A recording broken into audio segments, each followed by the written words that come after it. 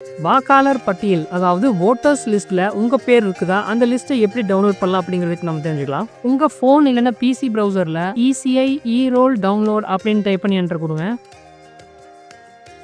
இப்போ இந்த மாதிரி ஒரு பேஜ் வரும். voters.eci.gov.in டவுன்லோட் e-roll இந்த மாதிரி ஒரு லிங்க் இருக்கும். இதை கிளிக் பண்ணி ஓப்பன் பண்ணுங்கள். இப்போ இந்த பேஜ் ஓப்பன் ஆகிருக்கும். இங்கே வந்து உங்கள் ஸ்டேட் செலக்ட் பண்ணிக்கோங்க, இங்கே டிஸ்ட்ரிக்ட் செலக்ட் பண்ணிக்கோங்க, இங்கே உங்கள் அசம்பிளி கான்ஸ்டிடியூன்சி செலக்ட் பண்ணிக்கோங்க, அதாவது உங்களோட தொகுதி என்ன அப்படிங்கிறது இங்கே செலக்ட் பண்ணிக்கோங்க. செலக்ட் பண்ணது இங்கே வந்து தமிழ் அப்படிங்கிறது ஆட்டோமேட்டிக்காக வந்துடும்.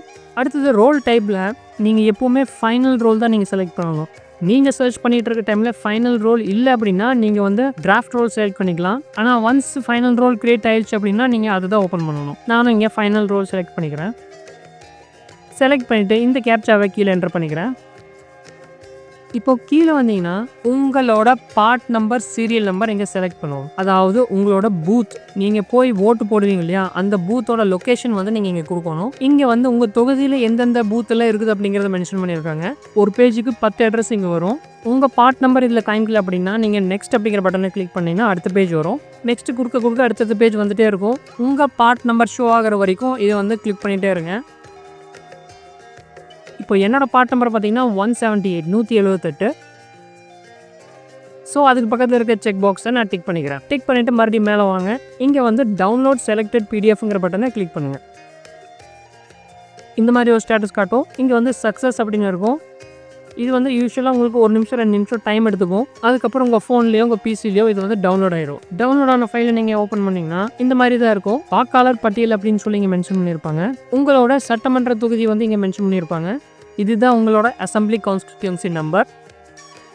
அதுக்கு ரைட் சைடில் பாகம் எண் கொடுத்துருக்காங்க. இதுதான் பார்ட் நம்பர்.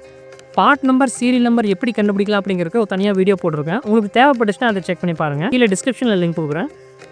கீழே ஸ்க்ரோல் பண்ணி வந்தீங்கன்னா இந்த லிஸ்ட் வந்து எப்போ வெளியிட்டிருக்காங்க அப்படிங்கிற டேட் மென்ஷன் பண்ணியிருப்பாங்க.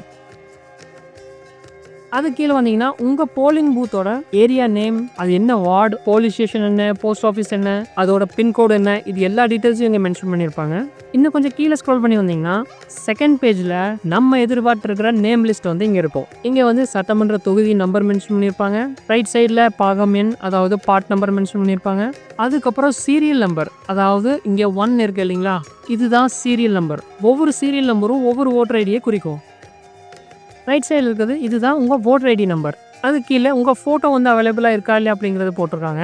இந்த பிடிஎஃப் லிஸ்ட்டில் நம்மளுக்கு ஃபோட்டோ வராது. ஃபோட்டோ அவைலபிள் அப்படிங்கிற மெசேஜ் மட்டும்தான் இதில் காட்டும். அதுக்கு லெஃப்ட் சைடில் உங்களோட நேம் இருக்கும், உங்கள் ஃபாதர் இல்லைன்னா ஹஸ்பண்ட் நேம் இருக்கும், வீட்டு நம்பர் இருக்கும், உங்களோட ஏஜ் மென்ஷன் பண்ணியிருப்பாங்க, உங்களோட ஜெண்டர் மென்ஷன் பண்ணியிருப்பாங்க. ஸோ உங்கள் நேம் லிஸ்ட்டும் இதில் இருக்குதா அப்படிங்கிறத நீங்கள் செக் பண்ணிக்கோங்க. செக் பண்ணி உங்கள் நேமை கண்டுபிடிச்சிட்டிங்கன்னா கீழே கமெண்ட்ஸில் மறக்காமல் சொல்லுங்கள். ஓட்டர் ஐடி சம்மந்தமாக உங்களுக்கு என்ன சந்தேகமாக இருந்தாலும் கமெண்ட்ஸில் கேளுங்க.